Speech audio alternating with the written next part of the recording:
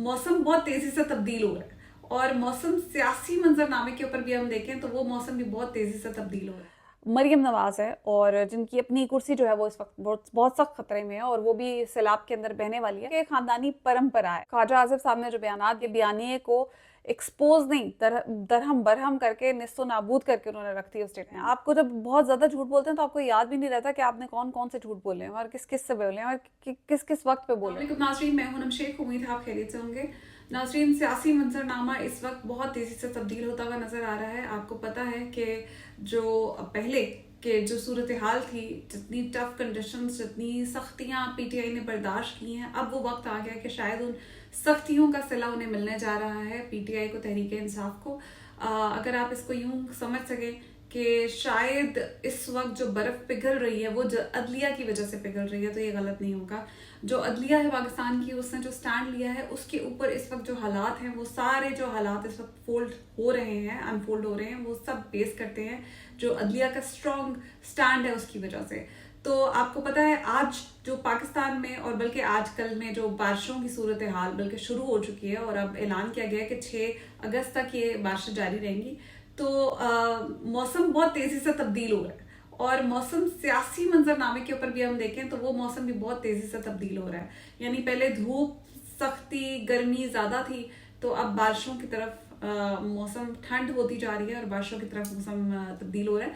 तो इसी तरह से जो सियासत है उसमें भी ये सब कुछ चल रहा है। पर्दे के पीछे बहुत सी चीजें होती हैं जो हमें नजर नहीं आती हैं, लेकिन जो पर्दे के आगे चीजें हो रही होती हैं वो प्रिडिक्ट कर रही होती हैं कि पीछे क्या क्या हो रहा होगा।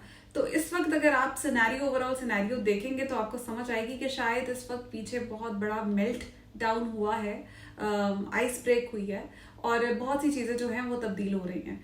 तो शुरुआत कर लेते हैं। आपको ये बताती हूँ कि आज बहुत ही अहम बयान आया है खान साहब का और उमर अयूब साहब ने आकर जो आज तीसरी बार ऐलान हुआ है जिसमें बहुत इंपॉर्टेंट स्टेटमेंट आई है। ये बड़ी मीनिंगफुल स्टेटमेंट है और अगर आप इसे समझें तो ये इस वक्त जो आइस ब्रेक हो रही है उसका और जो मेल्ट डाउन हो रहा है उसकी प्रिडिक्शन कर रही है।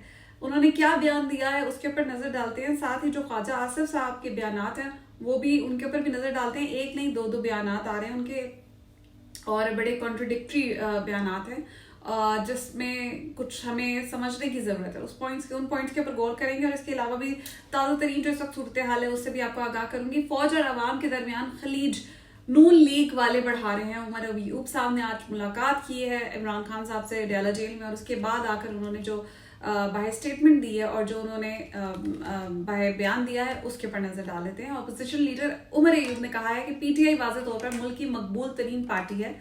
फौज अवाम में से होती है, फौज और अवाम के दरमियान खलीज नून लीग वाले बढ़ा रहे हैं। अडियाला जेल के बाहर मीडिया से गुफ्तगू करते हुए उन्होंने कहा कि हमारी बानी पीटीआई इमरान खान से मुलाकात हुई है। बानी पीटीआई ने इस्माइल हानिया की शहादत पर अफसोस का इजहार किया है। उन्होंने मगरबी ममालिक को पैगाम दिया है कि मगरबी ममालिक को नजर नहीं आ रहा गजा में कत्लेआम हो रहा है। हम ईरान में इस्माइल हानिया की शहादत की पुरजोर मजम्मत करते हैं। इसराइल आज हर कदम गलत उठाता है और उसे रोकने वाला कोई नहीं। सब ममालिक मिलकर फलस्तीन में अमन कायम करें। उन्होंने कहा कि 5 अगस्त को सवाबी में, अब ये नेक्स्ट बात उन्होंने ये की है कि 5 अगस्त को सवाबी में शाम 4 बजे बड़ा जलसा होगा। वजीर आला अली अमीन गंडापुर की मेजबानी में जलसा करेंगे। ये वाज़ेह तौर पर मुल्क की मकबूल तरीन पार्टी है। फौज अवाम में से होती है, फौज और अवाम के दरमियान खलीज नून लीग वाले बढ़ा रहे हैं। उन्होंने कहा कि काजी फायजीजा को हमारे केसेस ही नहीं सुनने चाहिए। चीफ जस्टिस को चाहिए कि तोशा खाना के केस सुने या किसी और को दे दे। हमारे हाथों में रिहाई के रोपकार थे लेकिन बुशरा बीबी को रिहा नहीं किया गया। इसके अलावा उन्होंने कहा कि हमारी सोशल मीडिया टीम को उठा लिया गया, रऊफ हसन को सीटीटी की तहवील में रखा गया। इन पर इल्जाम है कि 3 लाख रुपए देकर बारूद पीटीआई के दफ्तर में रखा गया। खुफिया एजेंसियों ने हमारे एमएनए हाजी इम्तियाज को टक्कर मारी और एंटी करप्शन में रखा। तो ये बयान आया है आज उनका ताज़ा तरीन और ये बहुत इंपॉर्टेंट, जिसमें उन्होंने फिर से इस बात पे एम्फसाइज किया है कि जो गैप, जो स्पेस, जो डिफरेंस क्रिएट किया जा रहा है, जो अलग किया जा रहा है अवाम और फौज को, उसके पीछे नून लीग। साथ ही उन्होंने असद कैसर साहब भी उस मुलाकात में थे और उन्होंने कहा है कि अगले 15 रोज में नया सियासी इत्तेहाद बनाने का उन्होंने ऐलान किया है और ये बहुत इंपॉर्टेंट स्टेटमेंट उन्होंने दी है आज। उन्होंने कहा है मुलाकात के बाद, अडियाला जेल में मुलाकात के बाद उन्होंने गुफ्तगू किया कि साबिक स्पीकर कौमी असम्बली असद कैसर का कहना था कि हम बड़ा सियासी इत्तेहाद बनाने जा रहे हैं, अगले 15 रोज़ के अंदर बड़ा इत्तेहाद बनाएंगे, हम हर उस पार्टी को साथ मिलाएंगे जो इस हुकूमत के खिलाफ हो, आइंदा 2 हफ्ते में बड़ा इत्तेहाद बनाएंगे। और इसके अलावा उन्होंने कहा कि गैर कानूनी तौर पर जेल में रखा गया है बानी पीटीआई को, और बानी पीटीआई समेत तमाम असीरान के लिए आवाज़ उठानी है, पूरे मुल्क के लोगों को जलसे में आना है ताकि हम बता सकेंगे ये मुल्क आइन के मुताबिक चलेगा। और उन्होंने ये कहा कि जमात इस्लामी के धरने को हम सपोर्ट करते हैं।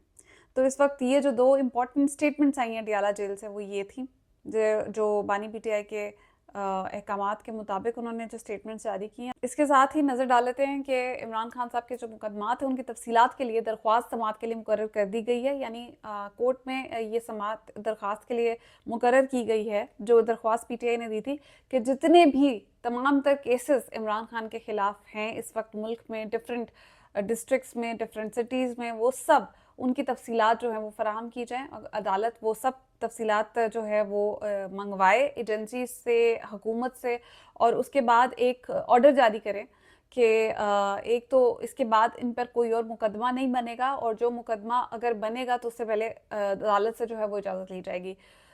तो ये उन्होंने इस वक्त जो समात है, और ये समात मुकर्रर हो गई है मंडे के लिए, तो इसको मंडे को सुना जाएगा।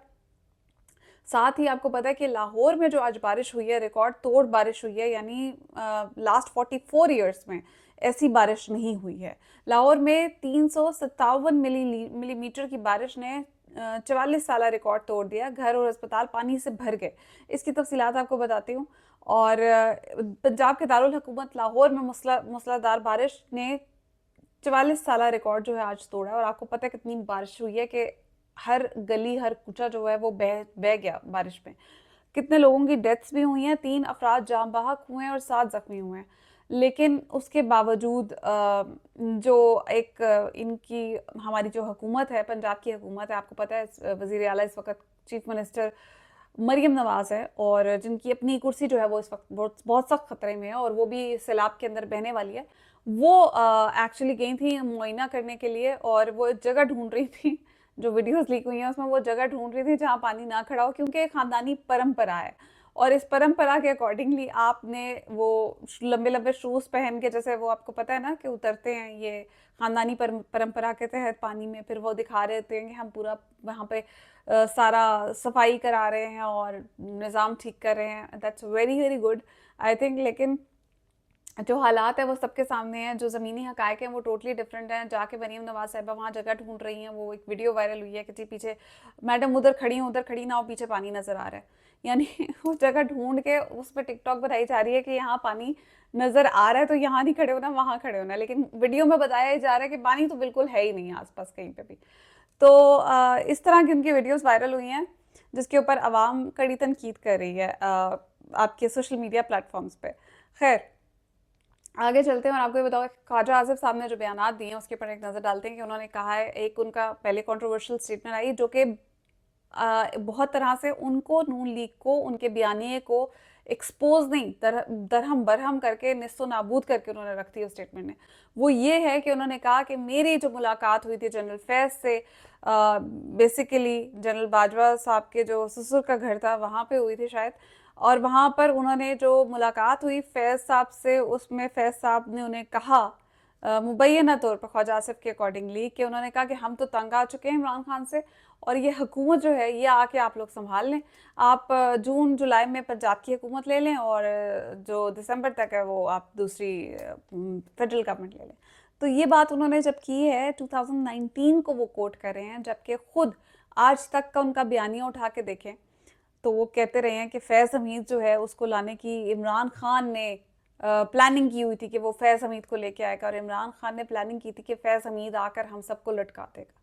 ये इनकी अपनी स्टेटमेंट्स हैं कि फैज़ हमीद ने हम सबको आकर लटका देना था, इसलिए हमने हुकूमत गिराई, और अब उसी की नफ़ी आ गई है इनके अपने मुंह से। वो कितनी देर तक आप झूठ बोल सकते हैं? आपको जब बहुत ज़्यादा झूठ बोलते हैं तो आपको याद भी नहीं रहता कि आपने कौन कौन से झूठ बोले हैं और किस किस से बोले हैं और किस किस वक्त पे बोले हुए हैं। तो ये वो सिचुएशन हो चुकी है इस वक्त कि नहीं, खुद ही नहीं याद है कि इन्होंने क्या क्या बातें की हुई हैं। फैज़ हमीद को ये कल तक खुद ब्लेम करते रहे कि वो हमारी हुकूमत गिराने से लेकर वो हमारे खिलाफ हर केस बनाने में और हर तरह के उसमें मुलविस था, और आज आके ये बता रहे हैं कि फैज़ हमीद ने हमें पेशकश की थी कि आप हुकूमत ले लें, और ये कह रहे हैं कि फैज़ हमीद ने कहा कि हम तो बहुत तंग आए हुए हैं इमरान खान से, तो आप जो है ये हुकूमत संभालें। मतलब एक पूरी, और फिर ये आगे से उससे पूछते हैं कि आपको बदले में क्या चाहिए। वो फैज़ हमीद साहब पूछ रहे हैं कि आपको बदले में क्या चाहिए, तो इन्होंने कहा नहीं, मैं तो आपसे इस सिचुएशन में नहीं हूँ बात करने की, और मेरे पास तो ये मैंडेट नहीं है मैं आपसे बात कर सकूँ। मतलब ये एक नई जो स्टोरी आई है सामने, ये बहुत सी चीज़ें एक्सपोज करके रख रही है किस तरह। अगर ये इसके ऊपर तो अब ऑब्वियसली उन्होंने ये स्टेटमेंट दे दी है, इट मीन्स के एस्टैब्लिशमेंट हुकूमत गिराने में मुलविस थी। इट मीन्स के इस्टेब्लिशमेंट जो है वो पीछे ये लेन देन मजाकरात हुकूमतों से करती है, लेकिन इस्टेब्लिशमेंट तो कहती हैं कि हमारा तो कोई लेना देना है ही नहीं हुकूमत गिराने में। अच्छा, ये बहुत से क्वेश्चंस इस चीज़ के ऊपर रेज होते हैं, लेकिन ये क्वेश्चंस जो हैं आई थिंक पीटीआई को चाहिए ये सारी चीज़ें लेके कोर्ट में जाए, और उनसे कोर्ट में जाकर इन चीज़ों के ऊपर मजीद एक्सप्लेनेशंस मांगे और इंसाफ मांगे, और इसको भी बेस बनाया जाए कि ये जो बयानात इनके अपने मुंह से निकल रहे हैं बेसिकली ये इनके अपने लिए ख़तरनाक हैं।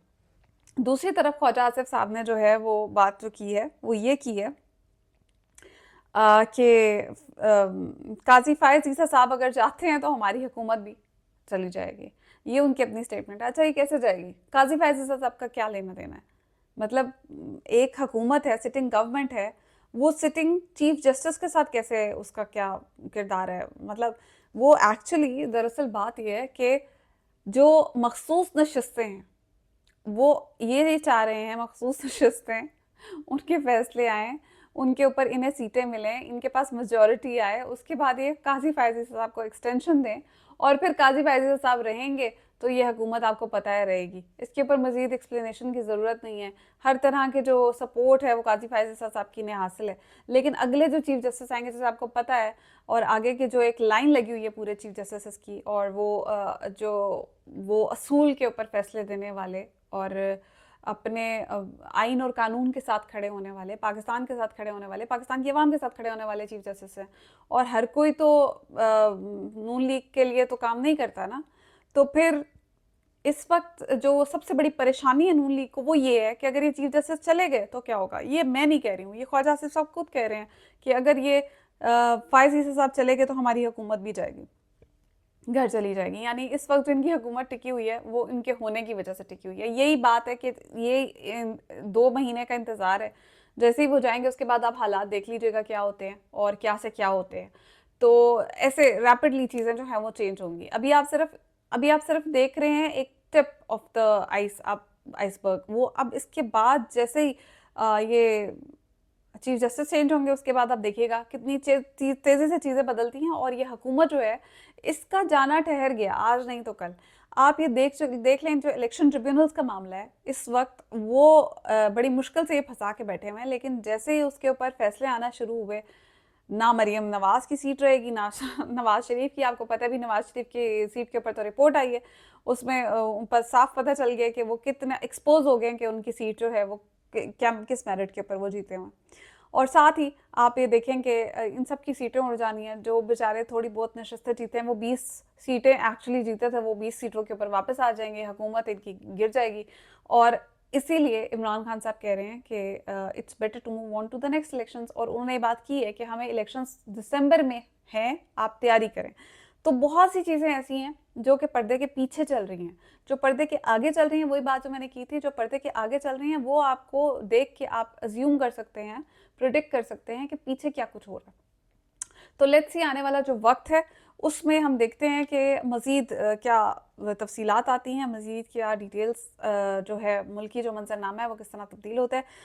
इससे पहले कि वीडियो आज भी लंबी हो जाए यहीं पे कट करती हूँ, और जो मज़ीद आपको अपडेट्स हैं वो अगली वीडियो में बताएंगे।